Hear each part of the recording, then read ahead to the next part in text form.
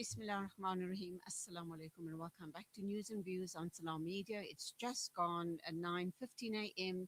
South African time, and we are going to be crossing over. I'm not quite sure where our next guest is based, probably Bangladesh, but we will get that from her in a minute or two. We're going to be talking about the Rohingya women and girls facing escalating sexual violence in Myanmar's Rakhine state. And I was pretty perturbed when I read the story, but sadly, this is a reality in conflict situations. Sexual violence in conflict is really and rather rarely a random byproduct of war. Rather, it's used as a deliberate, calculated weapon, and perpetrators use it to terrorize civilian populations, assert power, destroy community morale, and in some cases, systematically execute ethnic cleansing, which is exactly what's happening to the Rohingya men, women, and children, or also it is used in genocidal situations. So all of that and more coming up with our guest in the second hour, and that of course is um, let's just get the name Hafsar Tameesuddin, human rights defender and Rohingyan activist. Assalamu alaikum to you. Welcome to the program. Walaikum salam warahmatullahi wabarakatuh. Assalamu alaikum. You are with the Asia Pacific Refugee Rights Network, and you are here to talk to us about the escalating sexual violence against Rohingya women and girls. Just how bad is the situation? Well, this is an extremely serious and painful issue. It has been ongoing violation against women and girls for many decades, and it has only come to the attention of to the world population only after 2017 genocides against Rohingya community. And Rohingya women and girls have lived through decades of persecution, displacement, and sexual violation. What this new report that you have just mentioned shows is that sexual violence is continuing in Rakhine State, including areas now are controlled by the Arakan army. These abuses must be understood not only as individual acts of violence, but as a part of a broader pattern of abuse, violence against women and girls, and forced recruitment, detention, and displacement and impunity. Um, what is concerning uh, now at the moment is the key concern is the shift in pattern of abuse. According to this report earlier that you have mentioned, is that incidents were earlier mainly linked to conflict and displacement, but since early 2026, the abuse have increasingly been connected to forced recruitment by the Arkan army and both junta and military government, and arrest operations targeting women and girls in detention. This means women and girls are being placed in situations where families and communities cannot protect them and where perpetrators can act with impunity. What is particularly alarming and concerning is that sexual violence appears to be becoming embedded in the systems of control. Women and girls are reportedly being targeted through recruitment quotas, namely including to be listed to serve in the war against in the wars between Arkan army and junta and villages raids and detention and practices. This create a very dangerous environment where sexual violence and the threat of sexual violence become tools of intimidation against Rohingya community.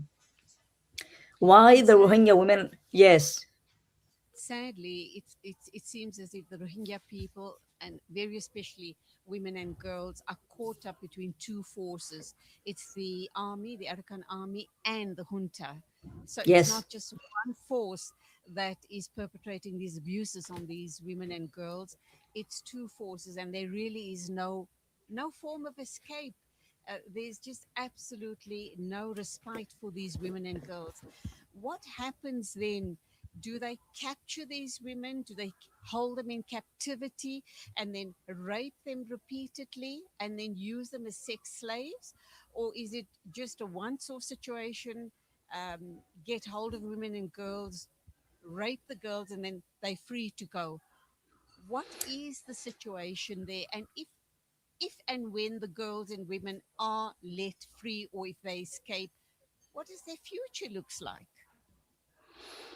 Well, I must say it's in all of the forms that you have mentioned. So the sexual violence against women and girls, it did not start only in 2026, or it did not start only in 2016. It has been there during since the time of military government junta after independence, in a smaller scale, in a larger scale, in the rural villages, and particularly in Rakhine State, where the majority of Rohingya resides. And sometimes it involved gang rape. It involved holding Rohingyas from their house. Rohingya women and girls um, capturing them from their families, right from the arms of the parents, and bringing them to the armed groups where the soldiers live. And then sometimes the Rohingya women and girls made it alive. Sometimes they died. In the case of 2016 and 2017, where mass exodus of Rohingya took place and the genocides took place, many Rohingya who have experienced this extreme measures of sexual violence are now displaced in Cox's Bazar refugee camps in Bangladesh. Most of them are traumatized with the experience, and some of them, unfortunately, had to bear the children of the rapists. It is the next level of psychosocial impact, the negative impact that has been ongoing, has been impacting the women and girls who has experienced these unfortunate operations and atrocities by the junta and now by the Arkan army. And in terms of the scenario, how and when all these incidents occur, it doesn't have one specific pattern. It happens anytime, anywhere, and there is no legal accountability in the countries to protect Rohingya women and girls inside Arakan, inside Myanmar, or nor in Cox's Bazar. They are vulnerable at all fronts by all entities, including so-called armed group in the refugee camp scenario as well. Let's look at the fate of these women and girls, very especially those who then fall pregnant during these rapes. And clearly, once these children are born, how are they treated by their fellow Rohingyans in that situation? I mean, this was not an act, a voluntary act on the part of the girl and the women, or the girls and the women. This was a forced act of intimidation, deliberate intimidation by the junta and the army jointly. And they have got, obviously, there is a master plan behind all of this. Part of it being that they'll try and wipe out the Rohingya population by impregnating these women and girls so that you have a new population rising when these children are born. How do you view that? How do the Rohingyans view this scenario? And also, more importantly, are the girls and women then marginalized by the Rohingyan people, or do you realize they are the victims of this horrific genocide that's taking place in, amongst and against the Rohingyan people? Thank you.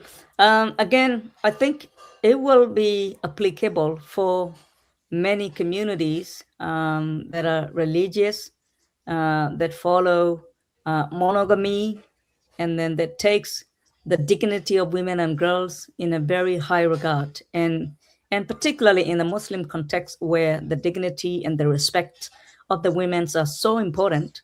It's not that intentionally the Rohingya community will put them in a more marginalized categories, but there is this undeniable stigma when a woman have a child under not marriage circumstances, whether it's by force or whether it's voluntarily in an other way other than legal under the legal marriage, it is there is a stigma, and it is then directly put these Rohingya women and girls into the more marginalized condition and situation.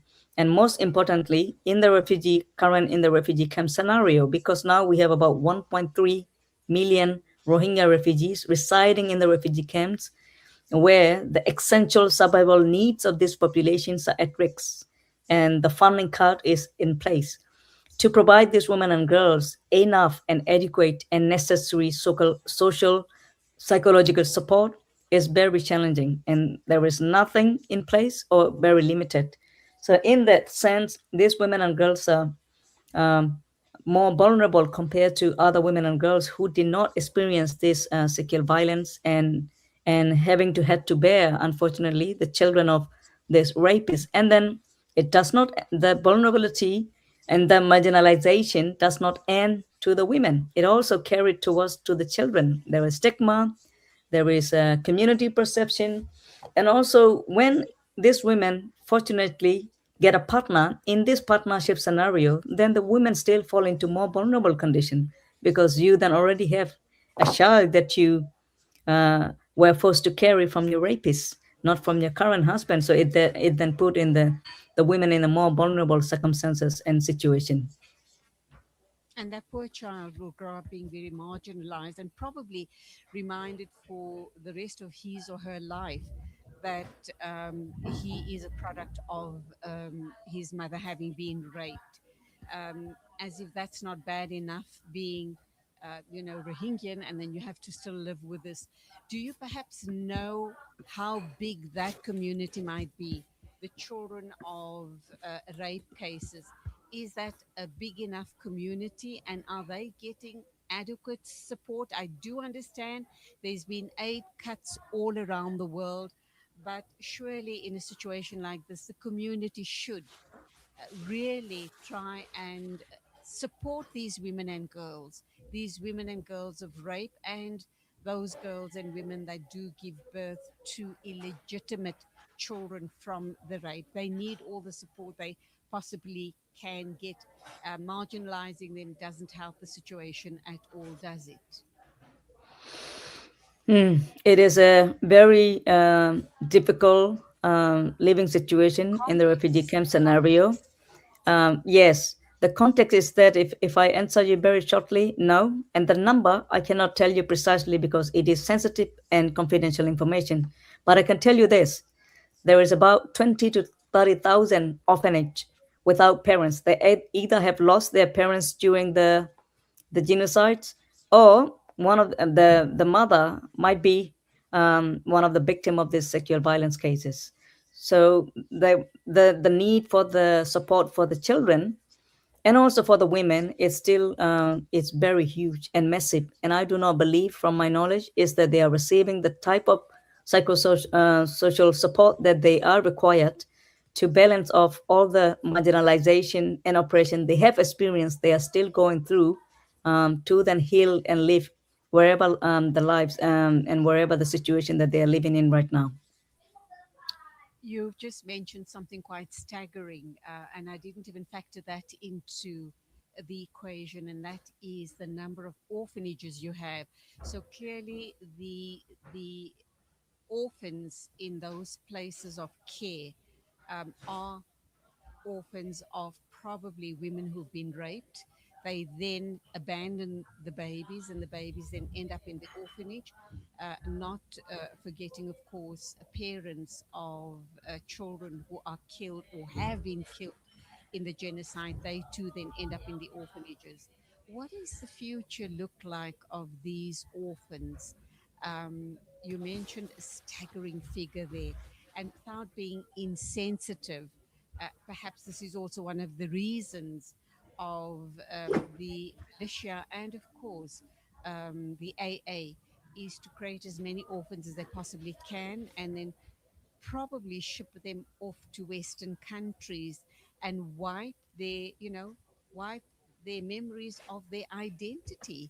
So by so doing as well is they then break that link of activism, because if an orphan child grows up knowing that his mother was raped and then abandoned him, raped by the AA or the junta, and has abandoned him, um, he probably would end up becoming an activist for and on behalf of the Rohingya people. So it almost seems like a very concerted plan by the military and, of course, the junta to create the scenario. and it's part of the plan of genocide and ethnic cleansing, is it not? It is exactly because the children who are in the orphanage, and it is not the kind of orphanage in the other country scenario where you have a systemic orphanage system where you get education, adoption procedure, you can look into foster parent options, schooling, etc. It is not the same. The orphanage scenario in the refugee camp is the next level of marginalization and exclusion. There is no option for foster care. There is no option for adoption from the refugee camp straight away to another country I have not heard of. And the resettlement, as in by number, is very small after U.S. Trump administration new announcement on cutting off all the resettlement numbers. It is very less likely that these orphans without parental care will get to resettle and get a better future as well. As well as being in the refugee camp current scenario where a lot of refugee are experiencing the protection risks, particularly this orphanage are more vulnerable, and then there is no legal accountability, there is no adults to protect them and care for them. So it is really um, yes, marginalized and stressful situation for this orphanage. And what is the solution for now? Immediate outcome? Nothing in place, and we don't know what their future is going to look like. And one thing that I want to highlight, though, you mentioned about these children becoming activists. There is two fronts: the ability for different individuals to cope with such atrocities, trauma, and then being abandoned by the mother and being the child of a rapist. It can either put the frustration, the anger, the pain, can either put one child into the part of activism or advocates, or to the other extreme, that I have no hope to live in this world. Everything that I've experienced in life is pain. Therefore, I will take my future in hand, and they might choose the other extreme part. And then in that case scenario, this will then fall the narrative of junta and Arakan army, calling Rohingya as the national security threat. And it is indeed very well organized systemic operation against this population. So then, what does happen to those children that, if they don't choose the path of activism, they go the opposite path? What does that path look like for them? Would it be a path of helplessness, hopelessness, addictions, alcoholism, or would they Yes, kind, or would they then join one of either the junta or the army, or will they not be integrated because they are of Rohingya nationality? they are falling into all sort of category of manipulation. They are vulnerable to be manipulated and used by any entities that will use them for their own agenda. That includes by junta, by Arkan army, and by other armed group with their different agenda for their different intention, because they have no hope and they cannot foresee the future, and all they have is the anger, frustration, and lifelessness in the refugee camp. So these younger people in the orphans can either fall into the drug dealing and become the victims of manipulation by different entities, as I've mentioned, to achieve their own agendas. It is really concerning. That includes even embedding and implanting scenario as in hatred against other groups, as in accumulating xenophobia against different entities. So we are seeing all sort of emerging and concerning movement from the group, from the refugee camp, from some younger people. Maybe those include also the orphans from these parents, or parent don't have the father, or mother abandoning cases, now being very vulnerable to be manipulated for anything and by any agencies with their own agendas, political gain, personal gain, and whatever it is. We're going to wrap up now. I just want to relate something to you and ask if that might be a possibility or not. Many years ago, when we had the issue in Syria, and we had lots of refugees going to Europe, we also had lots of orphans, Syrian orphans, and there was talk of them, Syrian orphans, being adopted and sent to other countries. There was pushback to that by the Syrian people themselves, and they felt that these Syrian babies would lose their identity, and they didn't want that to happen. Do you think that something similar is going down in Rohingya? with the Rohingya people, or is the situation so helpless and so hopeless that you would much rather have Rohingya orphan babies be adopted, by foreigners, foreign countries, so that at least they will have the hope of having a as normal a life as possible. I think, look, the whole scenario of all this oppression against Rohingya from the history up until now, it is also one very significant agenda by junta is the eradication of this ethnic group from the art, from the existing. So it means eradication of language, identity, sense of belonging, all of that. So it could similarly fall into the scenario that you mentioned about the Syrian orphans being adopted by other. But that being said, I think survival of humans are still important, and I will still think we should be open to for these orphans to be adopted by any other foreigners or foreign countries, as long as they respect and honor their choice to own their own identity and be true to their own sense of belonging. And that's where we leave it, Hafsa. I do hope, as a human rights activist, that this is something you look into to get these orphans adopted. And I know that as regard the infrastructure being in place to get this done, paperwork, permission, etc., is going to be a long haul for you and other activists. But it might be one of the, I guess, safety nets for these vulnerable babies and children. At least they'd have some hope elsewhere in the world by loving, caring parents. So we can just hope and pray, inshallah, for a great outcome. But Allah reward you for your work, and we make dua that things does start turning for the people of Rohingya, or the Rohingya people. Thank you so much for talking with us. Keep safe. Amen. Allah keep you Amen. safe, Thank you so much inshallah. for keeping our agenda on your radio channel all the time. Appreciate it. Assalamu alaikum. Always, always, we will keep it alive. You go well. Khudafis. Thank you. 9:38 a.m. We are moving along on news and views right here on Salam Media. We still have one or two more interviews lined up for you, so continue keeping us company.